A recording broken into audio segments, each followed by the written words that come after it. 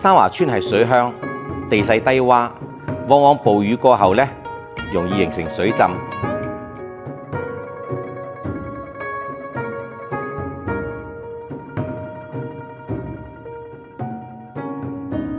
響過去，由於科學並唔係好昌明，老百姓面對兇猛嘅洪水，往往係束手無策嘅，只能夠寄望於神靈嘅打救。於是呢，紛紛建廟祭祀，以祈求神靈嘅保佑。而響珠三角嘅百姓呢，信仰嘅水神主要有3個，一個呢係洪聖，即係南海之神，能夠保佑南海水不揚波嘅；二就係北帝啦，北帝係北方嘅水神，使北方嘅好水呢滋養南方；第3個係媽祖，喺我哋珠三角地區呢，有叫天后嘅，亦都有叫娘媽嘅。佢可以保一方水域嘅平安。三華村原嚟亦都有3座廟，一個係八角廟，供奉嘅係北帝；第二個呢就係娘媽廟，供奉嘅係天后娘娘。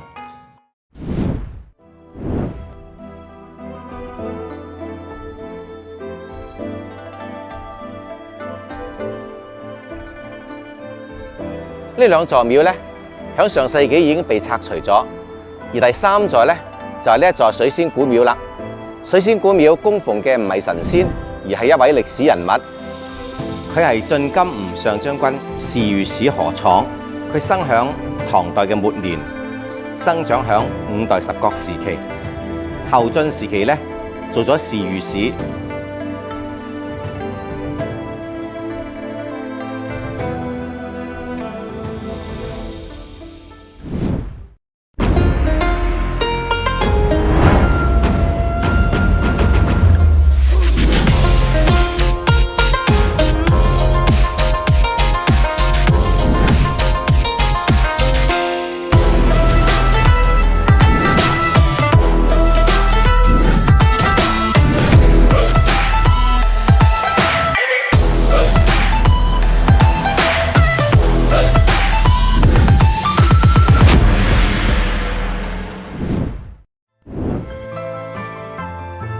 水仙古廟嘅大門刻鑿住一副對聯：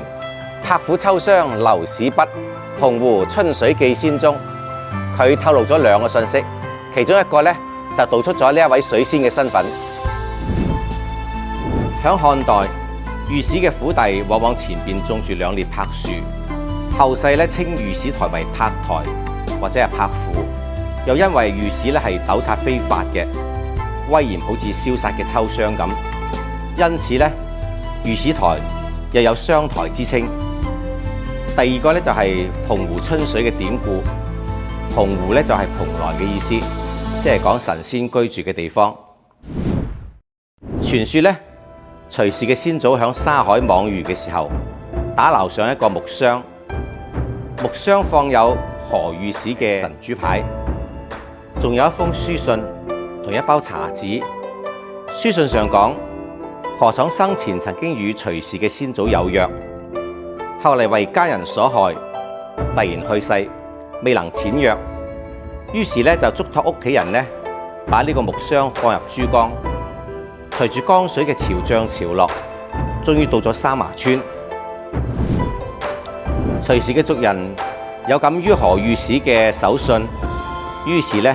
就建咗呢一座廟，供奉呢個御史大王，並將何昶嘅生日9月初9定為御史大王誕。每到誕日咧，就搭台演戲，人神共樂。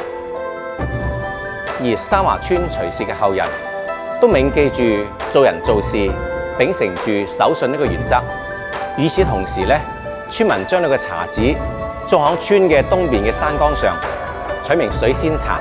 甘甜可口，並取呢個地名為茶園，即係而家嘅公益村茶園社啦。而現在響歲月嘅洪流中，水仙古廟依然屹立喺呢度，承載住古老嘅智慧同埋信仰，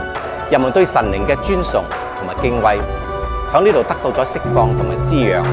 水仙古廟亦都成為咗三華村村民信仰嘅樞紐。